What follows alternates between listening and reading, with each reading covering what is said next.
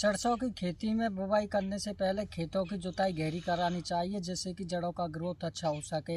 यदि जड़ें ही विकसित ना होंगी तो पेड़ का ग्रोथ अच्छा नहीं बनेगा। सरसों की बिजाई के साथ कौन सा खाद लेना चाहिए? तो सरसों की बिजाई के साथ ट्रिपल सुपर फास्फेट टीएसपी खाद और सल्फेट लेना चाहिए।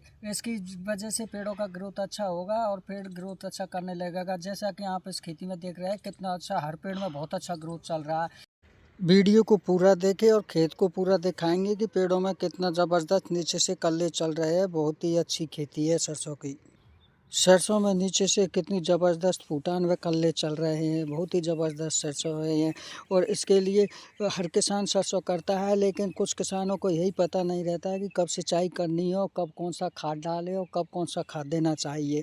तो इसके लिए हम पूरे डिटेल के साथ बताएंगे कि अगली सिंचाई कब करनी चाहिए।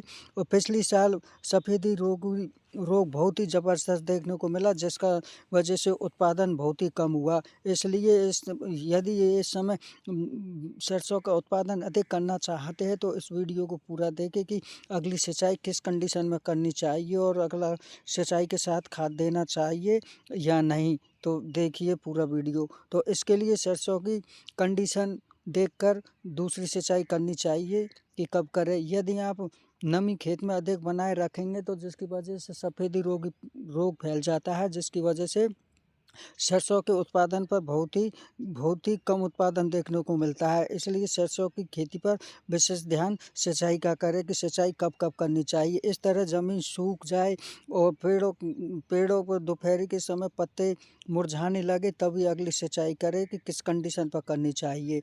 यदि आप इस तरह का वीडियो देखकर फॉलो करेंगे इस वीडियो को और सिंचाई इस तरह करेंगे और कौन सा खाद कब देना चाहिए, तो मैं गारंटी के साथ कह सकता हूँ कि 1 एकड़ में 17 से 18 कुंटल सरसों का उत्पादन आप उठा सकते हैं। सरसों में पहली सिंचाई के साथ कितने ज़बरदस्त कल्ले और ज़बरदस्त ग्रोथ चल रहा है।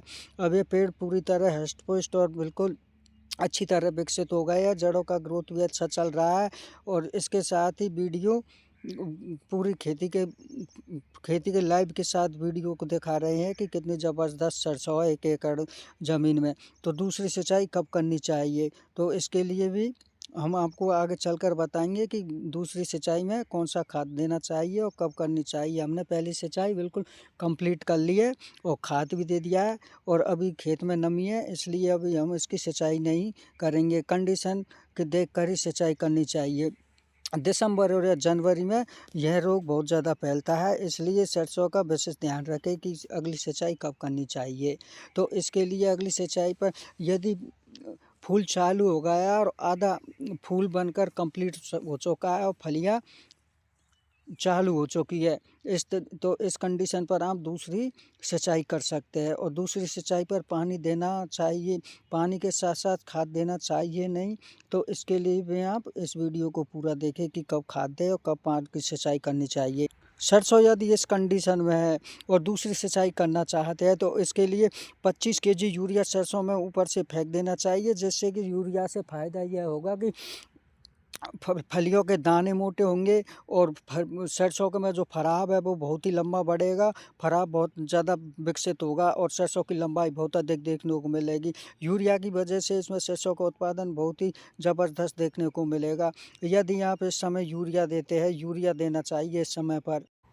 यदि आप इस अवस्था में यूरिया खाद देते हैं तो आपकी सरसों का उत्पादन बहुत ही ज़बरदस्त देखने को मिलेगा। यूरिया से फ़ायदा यह होगा कि नमी को भी सूख लेगा, जिसकी वजह से खेत में नमी कम बनी रहेगी और सरसों का फरा बहुत ही ज़बरदस्त लंबा आएगा और देखने को लड़ियाँ लंबी चलेंगी और सरसों का दाना भी मोटा होगा।